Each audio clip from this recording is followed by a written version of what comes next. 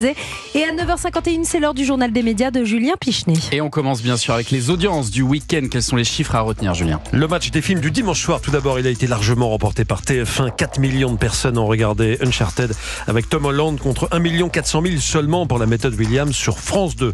Samedi soir, la finale de la Ligue des Champions était largement devant le nouveau jeu de Bruno Guillon qui restera dans la lumière. 3,8 millions pour TF1 et le foot contre 2,1 millions pour France 2 avec 12% du public, ce qui est plutôt un bon score vu la concurrence. Et puis vendredi soir, Masked Singer était à son plus bas niveau depuis le lancement de la 6e saison, 2 800 000 téléspectateurs, 15% du public.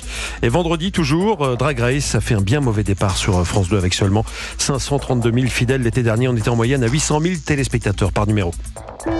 Europe 1, le journal des médias. Et puis on revient maintenant sur un des moments très forts de ce week-end, ce match de Novak Djokovic qui s'est terminé au-delà de 3h du matin. C'était dans la nuit de samedi à dimanche à Roland-Garros. Il faisait froid, moins de 10 degrés sur le central. Tout le monde était fatigué, sauf Novak Djokovic qui s'est imposé précisément à 3h06 face à l'Italien Lorenzo Musetti à l'issue d'une journée complètement folle et totalement perturbée par la pluie. On n'avait jamais joué aussi tard à Roland-Garros et côté journaliste, idem, on n'avait sans doute jamais commenté un événement sportif se déroulant sur le sol français à une heure aussi avancée de la nuit. J'ai joint l'ancien joueur Julien Varlet, il a commenté le match sur Canal+ International jusqu'à la fin. Écoutez. Là, j'ai vécu pour moi un grand moment de tennis. Le dernier match qui est fini plus tard à Roland-Garros, c'était un Sinner Nadal qui est fini à 1h30. Effectivement, là, à 3h30 du matin, sortir du stade à 3h45, c'est quelque chose de dingue. Et malheureusement, le match étant sur Prime, un match d'une qualité comme ça, d'un champion, d'une légende du tennis, c'est dommage que ça soit pas partagé par le plus grand nombre de personnes, de fans. Précisons que Prime a l'exclusivité du match du soir. On serait curieux d'ailleurs de voir les audiences, mais elles ne sont pas toujours communiquées du côté de Prime. En tout cas, il est possible une fois de plus que France Télévisions, qui diffuse pourtant 90% du tournoi, soit passé à côté du plus grand match de la quinzaine. Vous êtes resté jusqu'au bout, vous, en tant que fan de tennis? Non, j'ai commenté toute la journée avant, avec le chauffage d'ailleurs, parce qu'il faisait très froid, mais je suis parti sur les coups de 19h. D'accord. Alors que le mercato télé reste assez calme, il faut le dire, pour l'instant, le Parisien aujourd'hui a donné quelques petites infos télé quand même sur les mois à venir. Oui, tout en reconnaissant que la période était anormalement calme, le journal a distillé quelques petites infos. Concernant Télématin, tout d'abord, c'est Émilie Tranguyen qui remplacera Marie Portolano aux côtés de Thomas Soto cet été. L'émission ne s'arrêtera pas sur France Télévisions. La rentrée aura lieu plus tard que d'habitude, précisément la 2e semaine de septembre, après la fin des Jeux paralympiques qui doivent se terminer le 8 septembre.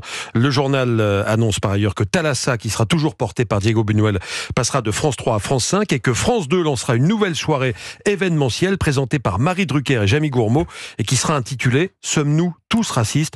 Le concept n'est pas encore connu. On va suivre ça. Et puis à la rentrée, Cyril Ferraud remplacera Jarry, donc à la présentation de Tout le monde veut prendre sa place. Jean-Luc Reichmann a réagi ce week-end sur cette nouvelle concurrence. Depuis 14 ans maintenant, Jean-Luc Reichmann attire tous les jours environ 3 millions de téléspectateurs sur TF1 avec ses 12 coups de midi. L'arrivée en août du très populaire Cyril Ferraud à la présentation de Tout le monde veut prendre sa place, qui est diffusée au même moment juste en face sur France 2, lui fait-il craindre une baisse de ses audiences? Visiblement non. Pour moi, la concurrence, c'est un moteur. J'accueille tout le monde avec plaisir. Je suis dans mon couloir de nage depuis des années.